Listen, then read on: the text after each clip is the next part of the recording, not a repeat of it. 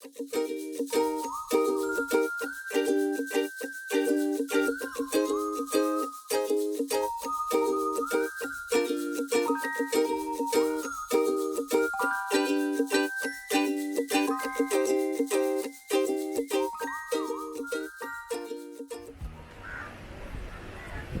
hello there, brown cow.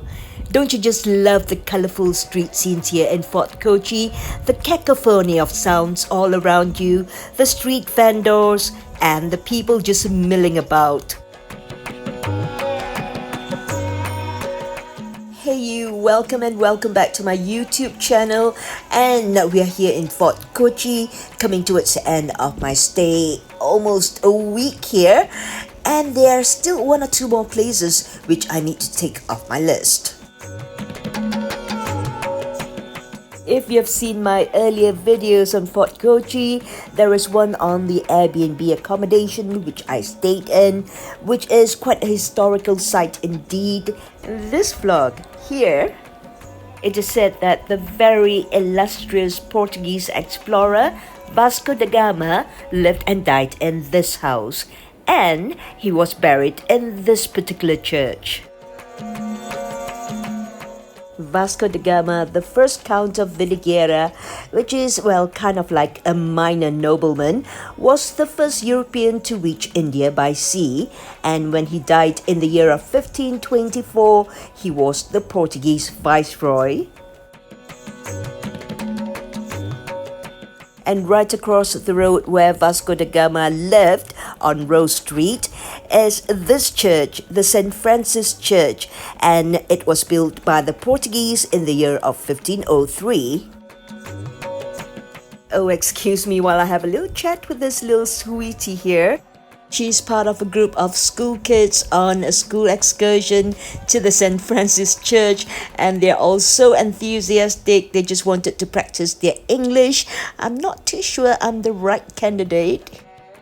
The children were so curious and excited about talking to a foreigner, perhaps for the first time in their lives. It's such an amazing feeling to be standing here and looking at the oldest European church in India.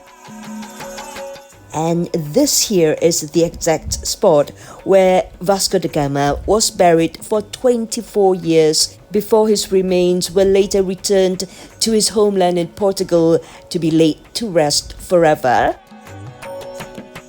The gabled timber-framed structure of the St. Francis Church was later renovated by the Dutch when they arrived in the 1660s.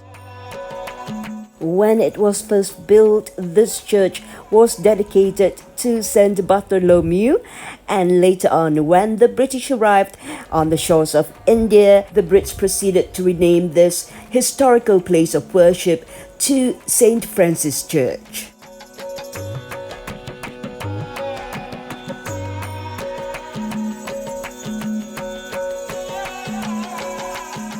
That's one important monument ticked off my list. And after a quick siesta back home, which is just across the road from the church, I got myself a tuk-tuk and I'm heading out to get an early dinner.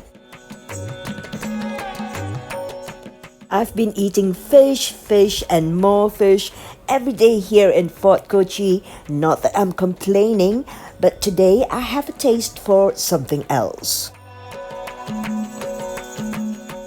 As a rule of thumb, the cow is considered a sacred animal by the Hindus, and thus the slaughter of cows is generally prohibited in many states in India. In many states in India where the slaughtering of cows is banned by the state, you can get up to 3 years jail and a massive fine. However, right here in Kerala, beef is legally and freely available, together with very few other states like West Bengal, Assam, and also Nagaland, and I can't remember the names of the others. Well, 20 out of 29 states in India banned the consumption of beef.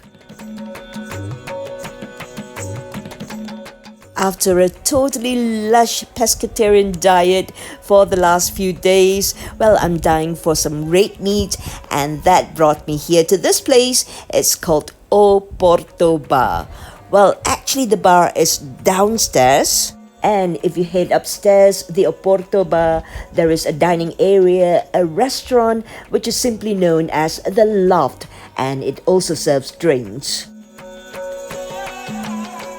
It looks as if that I'm one of the earliest diners this evening, and I've got myself a nice little corner here by the window overlooking the bougainvillas.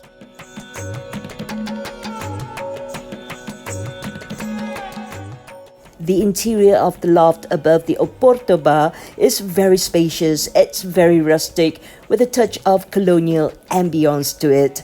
And I just love these planter-style chairs. I wish I could bring one home. Let's have a quick look at the menu of the loft. Well, they have beef olatiyatu, beef curry, beef masala, and beef roast. And I know exactly what I'm after.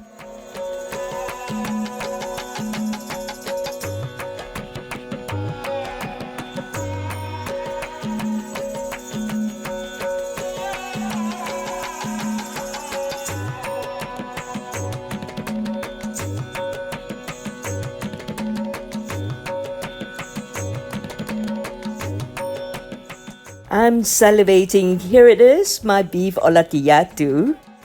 The beef olatiyatu is a very popular Keralan dish, and no true blue Malayali would say no to this. It's chunks of beef slow cooked until it's very tender and sauteed with aromatic spices and also coconut slices. They served to me with a side dish of papadum, but I think the beef olatiyatu would go very well indeed with the Keralan porata. Well, the porata is kind of like the roti canai in Malaysia. Well, I don't know whether this is the done thing or what, but I'm crumbling my papadum and sprinkling it onto my rice. Every self-respecting Malayali household in Kerala would claim that they have the secret recipe to the best beef olatiyatu.